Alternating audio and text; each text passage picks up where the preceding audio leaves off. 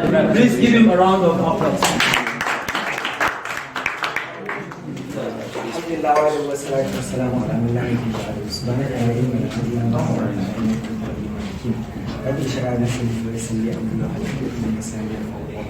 So I'm very pleased to be here with you on this podcast that's related and I'm going to talk about three main cardinal points in this late administration of Muhammad Buhari.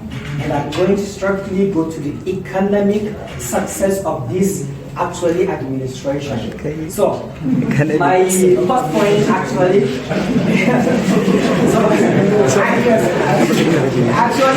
I'm going to talk about actually the major trend factors that actually have touched our minds generally, like the petrol, the fuel, the rise, and poverty alleviation programs. But without much ado, and because of time factor, maybe I'm just going to talk about the poverty alleviation programs lastly.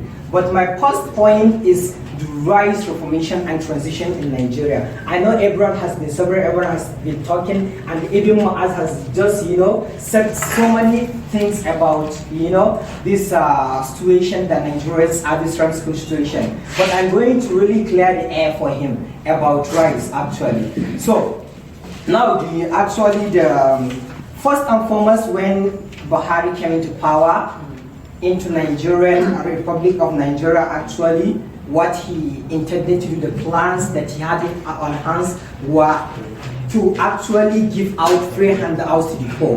That's to give money to fix a salary to the poor, actually. But it's an ill-advised plan.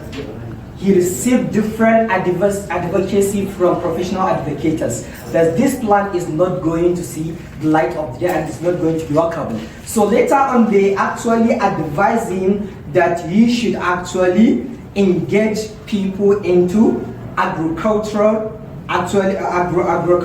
economic value adding activities, actually to include the states and the local governments. Local governments should mobilize people into productive agricultural engagement through which people are paid instead of giving out people money. And the idea of giving free handouts is counterproductive and outlandish by the professional. So actually this has completely brought the idea and the attention of General Muhammad Buhari to start to carry on with agricultural reformation and transformation. So the issue actually of rice is the main and biggest issue. I can tell you based on the research that has been done and based on the data that I have with me. So rice, now Nigeria, as we've started this farming of rice in 2016, because in 2016 actually there was a program that was launched that was called ERGP, that's Economic Recovery Growth Plan. So actually they came with this idea of rice transformation and transition, because now in Nigeria is the largest producer of rice in Africa, with an average of productive volume of 8 million metric tons per year.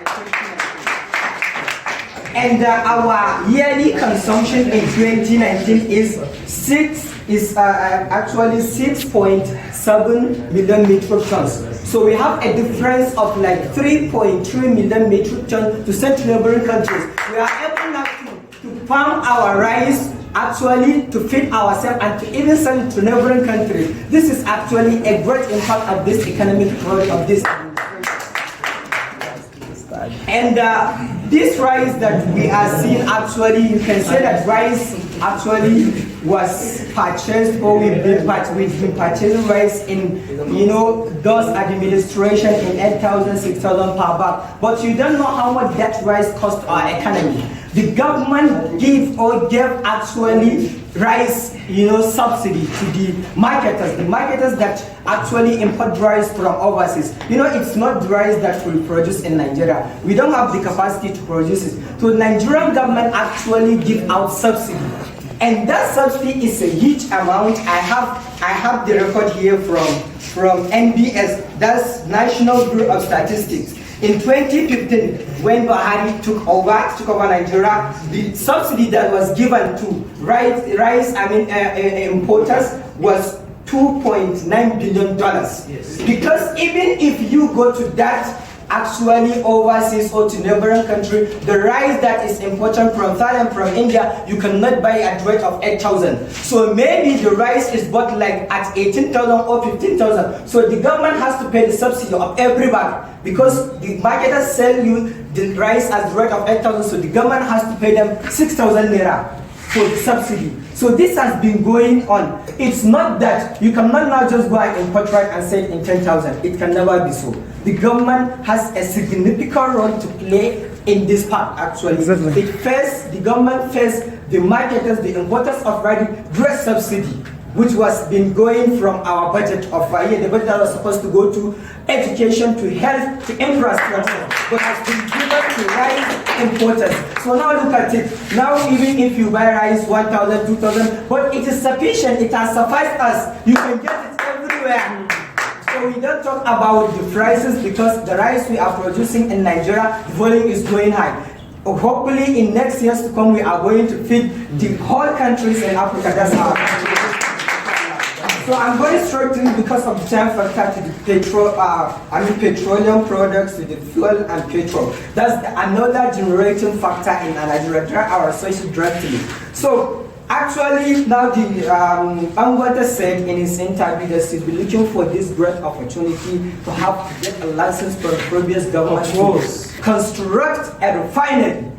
But he's never been given a chance to do it. But President Muhammad Buhari in his fuel petroleum reformation gave him the license. Now the refinery is under construction and is finishing up in 2023, inshallah. So I will tell you, our daily fuel consumption in Nigeria is 57. Okay, 57.2 million per day. That is our daily consumption. Is equivalent to 359.77.2 barrels per day. This is our consumption. And Dangote refinery is going to be the single major fuel refinery in the world, the largest, that's going to be producing 650 barrels per day. Wow. 134 million, 103 million approximately, 103 million liters per day. So we have a difference of 46 million barrels to sell to the neighboring countries. So Dangote is going to actually refine by our oil from crude oil from Nigerian government. He actually is done. Mr. Ibrahim.